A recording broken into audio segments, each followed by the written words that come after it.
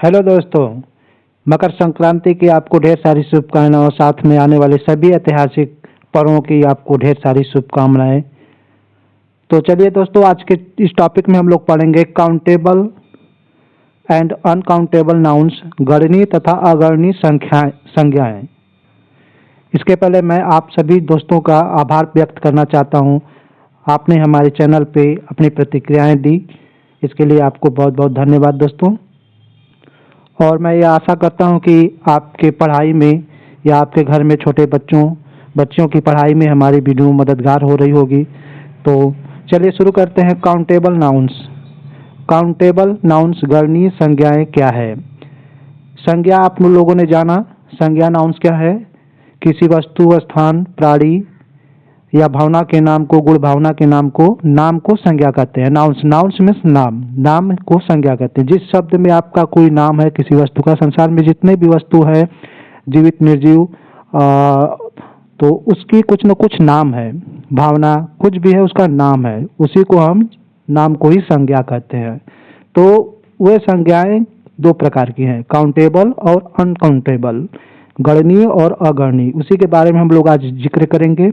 तो countable nouns गणनीय संज्ञाएं क्या है? ऐसी संज्ञाएं जिसे गिना जा सके, जिसको नंबरिंग कर सके 1 2 3 4 1 2 इस तरह से, तो उसी को हम काउंटेबल नाउन्स कहते हैं। जैसे a man, an apple, a house इत्यादि। और अगणनीय संज्ञाएं क्या है? अगणनीय संज्ञाएं, अनकाउंटेबल नाउन्स, ऐसी संज्ञाएं या वे संज्ञाएं जिसे गिना न जा सके, जो काउंटेबल न हो, उसका मात्रा पता चले। जैसे एयर हवा, पानी, लकड़ी। भावना में जैसे हंसी, खुशी, दुख, ये सब की गणना नहीं की जा सकती है, तो उसे हम अनकाउंटेबल नाउन्स, अगणनीय संज्ञाएं कहते हैं। तो आपने समझ लिया होगा, जान लिया होगा कि काउंटेबल नाउन क्या है और अनकाउंटेबल नाउन क्या है। तो चलिए आगे चलते हैं। गणनीय संज्ञाओं और अगणनीय संज्ञाओं के प्रयोग के कुछ नियम हैं। काउंटेबल एंड अनकाउंटेबल रूल्स, जिसमें आर्टिकल आप लोगों ने जाना होगा, ए, एन और द आर्टिकल होता है, जो हमने पिछले वीडियो में पढ़ा होगा या भविष्य में फिर इसके बारे में जिक्र करेंगे, पढ़ाया जाएगा। आर्टिकल क्या है? जैसे सकारात्मक वाक्यों में एक वचन संज्ञाओं से पहले एक की अंग्रेजी या तो ए लगाते हैं या तो एन लगाते हैं। ये आपको पता होगा कि ए कब लगता है, एन कब लगता है। अगर नहीं पता है तो मैं अभी बता दे रहा हूँ। जब कोई वर्ड वावेल से शुरू हो, चलिए पहले ए का बता देता हूँ। जब कोई शब्द वर्ड कॉन्सोनेंट से शुरू हो रहा हो और उसका उच्चारण हिंदी के व्यंजन से ही हो, तो वहाँ पर एक की अंग्रेजी ए लगाते हैं। अब और एक अपवाद होता है कि अगर कॉन्सोनेंट व्यंजन से शुरू हो लेकिन उसका उच्चारण हिंदी के 12 स्वर में से कोई एक हो, तो वहाँ पर ए नहीं लगाएंगे। जैसे हवर या चो यू आर हवर के पहले ए नहीं लगाएंगे, एन लगाएंगे। एन आवर पढ़ते हैं, उसको अवर पढ़ते हैं। ठीक है, उसी प्रकार है, जब कोई शब्द वर्ड वावेल से शुरू हो और उसका उच्चारण हिंदी के 12 स्वर से हो, तो वहाँ पर एक की अंग्रेजी एन लगाते हैं। और एक अपवाद यहाँ पर है कि अगर वावेल से शुरू हो रहा हो लेकिन उसका उच्चारण हिंदी व्यंजन से हो रहा हो, तो वहाँ पर एक की अंग्रेजी एन नहीं लगाएंगे, ए लगाएंगे। जैसे यूनियन में यू वावेल है लेकिन इसका उच्चारण यू से हो रहा है, तो वहाँ पर एक यूनियन के लिए ए यूनियन लगाएंगे, न कि एन यूनियन लगाएंगे। उसी तरह हावर था, तो एच से शुरू हो रहा था हावर यहाँ पर, तो इसके पहले एक की अंग्रेजी एन लगाएंगे। ठीक है, आशा करता हूँ कि आपको समझ में आ रहा होगा। जैसे यहाँ पर एग्जांपल, जैसे ए रैट एक चूहा, ए बॉय एक लड़का, एन आइडिया एक विचार, एन एलिफेंट एक हाथी। और जैसे और यहाँ पर देखिए का प्रयोग तथा बहुवचन संज्ञाओं और अगणनीय संज्ञाओं से पहले सम लगाते हैं। अगणनीय संज्ञाओं के पहले हम सम लगाते हैं। जैसे वो सम वाटर कुछ पानी, सम राइस कुछ चावल, इस प्रकार से सम लगाते हैं। तो ये आपका अगणनीय संज्ञाएं हो गई। तो चलिए आगे चलते हैं। प्लूरल नियम, कुछ नियम में आपका, जैसे वो तो आर्टिकल का नियम था, प्लूरल का नियम, बहुवचन का नियम क्या है कि गणनीय संज्ञाओं का बहुवचन तो किया जा सकता है, गणनीय संज्ञाओं का बहुवचन तो किया जा सकता है, लेकिन अगरणीय संज्ञाओं का बहुवचन नहीं किया जाता है। जैसे गणनीय संज्ञाओं में जैसे ए मैन हो गया, इसका जब हम प्लूरल बनाएंगे, पिछले वीडियो में हम लोग पढ़े थे प्लूरल बनाने का नियम, तो मेन हो गया, मेन बहुवचन हो गया। लेकिन अगरणीय संज्ञाओं का बहुवचन नहीं बनाते। जैसे वाटर, वाटर का बहुवचन नहीं बनेगा, वाटर बराबर वाटर। एयर बराबर एयर, आयरन बराबर आयरन। इस प्रकार से अगरणीय संज्ञाएं का बहुवचन नहीं बनाया जाता है। वर्ब का क्या नियम है, क्रिया का क्या नियम है?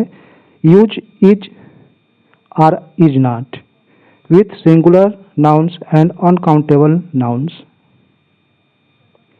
कहने का तात्पर्य कि एक वचन संज्ञा अगर वह है या अनकाउंटेबल है तो उसके साथ हम लोग है की अंग्रेजी सहायक क्रिया इज या इज नॉट लगाते हैं। सकारात्मक में इज लगाएंगे, नकारात्मक में इज नॉट लगाएंगे।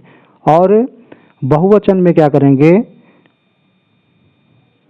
आर या आर नॉट लगाएंगे। बहुवचन संज्ञाओं के साथ सकारात्मक और पॉजिटिव सेंटेंस में आर लगाएंगे और निगेटिव सेंटेंस में आर नॉट लगाते हैं। जैसे अगर एग्जाम्पल में अगर देखा जाए कि यह एक आदमी है, दिस इज ए मैन, तो इज लग गया। मैन का मेन हो सकता है, प्लूरल बन सकता है।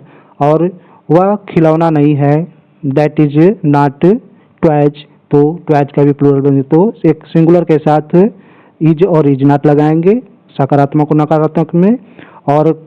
और यहाँ पर बहुवचन के साथ प्लूरल नाउन के साथ आर या आर नॉट लगाएंगे। आर में जैसे वे बच्चे हैं, दे आर चिल्ड्रेन, वे बच्चे हैं, वे विद्यार्थी नहीं हैं, दे आर नॉट स्टूडेंट्स। इस प्रकार से आपका वर्ब इस्तेमाल होगा। यहाँ पर देखिए, जैसे उसी पेज का यहाँ पर एग्जाम्पल के साथ में आ गया है, तो वही चीज़ है। गणनीय संज्ञाओं का बहुवचन किया जा सकता है, परंतु अगणनीय संज्ञाओं का बहुवचन नहीं किया जा सकता। जैसे काऊ का काऊ हो सकता है, एयर का एयर नहीं हो सकता है। और इज नॉट सिंगुलर नंबर के और अनकाउंटेबल के साथ इस्तेमाल होगा, और प्लूरल नंबर के साथ आर नॉट होगा, आर या आर। जैसे ही इज ए बेगर, वह एक भिखारी है, इज नॉट वुड, यह लकड़ी नहीं है। इस प्रकार से जो पिछले वीडियो में हमने बताया। तो आगे चलिए, सेकेंड और एग्जाम्पल देख लीजिए। प्लूरल नंबर के साथ आर लग रहा है, दीज आर टॉयज, वे खिलौने हैं, और they are not good boys, वे अच्छे बच्चे नहीं हैं। यहाँ पर आर नॉट लग गया, यहाँ पर आर लग गया, ठीक है। यहाँ पर वे की अंग्रेजी, यहाँ पर देखिए दे मीन्स होता है वे आपका यहाँ पर प्रोनाउन के लिए है, लड़कों के लिए इस्तेमाल हुआ है। और कभी कभी विद्यार्थी क्या करते हैं, एडजेक्टिव वे का अंग्रेजी भी दे लगा देते हैं। जैसे एडजेक्टिव वे खिलौने हैं, तो वहाँ पर जब एडजेक्टिव संकेतवाचक विशेषण जब होगा तो वहाँ पर दोज लगता है, वे की अंग्रेजी दोज लगता है, दीज और दोज, ठीक है। आशा करता हूँ कि आपको समझ में आ रहा होगा। चलिए, सेकेंड नंबर आपका है रूल्स, यूनिट ऑफ मेजरमेंट, माप की इकाई का नियम। अगरणीय संज्ञाओं को माप की इकाई से गिना जाता है, माप की इकाई से गिना जाता है। जैसे किलो, जैसे यहाँ पर देखिए would, iron, water, knowledge, love, sadness, ये सब को आपको माप की इकाई के थ्रू इसका माप के काउंटिंग किया जाता है, जैसे इसका गणना किया जाता है और समझा जाता है। इस प्रकार से हम जैसे सम वाटर, ग्रेट सैडनेस या ग्रेट लव, इस प्रकार से हम लोग। तो दोस्तों, आशा करता हूँ कि आपको समझ में आ गया होगा। अगर समझ में आया हो, वीडियो अच्छी लगी हो, तो वीडियो को लाइक करिए और अपने दोस्तों सगे संबंधियों में शेयर कीजिए। और अभी तक चैनल को सब्सक्राइब नहीं किए हैं तो चैनल को सब्सक्राइब भी कर लीजिए, ताकि आपको लाभदायक या तो यूजफुल का मतलब होता है मददगार वीडियो आपको हमेशा मिलती रहे। चलिए, आज के लिए बस इतना ही। हम लोग फिर मिलेंगे अगले वीडियो में अगले टॉपिक के साथ। तब तक अपना ख्याल रखिए, बाय बाय। और एक विशेष बात कि अगर माताएं बहनें हमारे चैनल से जुड़ी हुई हैं तो चैनल को आप सब्सक्राइब कर लीजिए, ताकि आपके अपने से या आप के घर में बच्चे हैं, आप अपने से समझकर आप अपने बच्चों को इसके बारे में समझा सकते हैं जो टेक्स्ट आपको बताया जा रहा है। तो आप चैनल को बेझिझक सब्सक्राइब कर लीजिए, क्योंकि मैं कहीं बाहर का नहीं, मैं आपके अपनों में से ही हूँगा। तो यह बात का आप नोटिस करिए, क्योंकि मैं चाहता हूँ कि हर कमज़ोर से कमज़ोर बच्चा और वे गार्जियन जिनके पास कोचिंग क्लास कराने के लिए पैसे कम हैं या तो अवेलेबल नहीं है, तो वे यूट्यूब पे बहुत सारे चैनल वीडियो जिनमें से मेरा भी चैनल है पड़े हुए हैं, जिसकी मदद से आप अपने एजुकेशन को, शिक्षा को चार चांद लगा सकते हैं। तो चलिए, आपको समय देने के लिए, मूल्यवान समय देने के लिए बहुत बहुत धन्यवाद।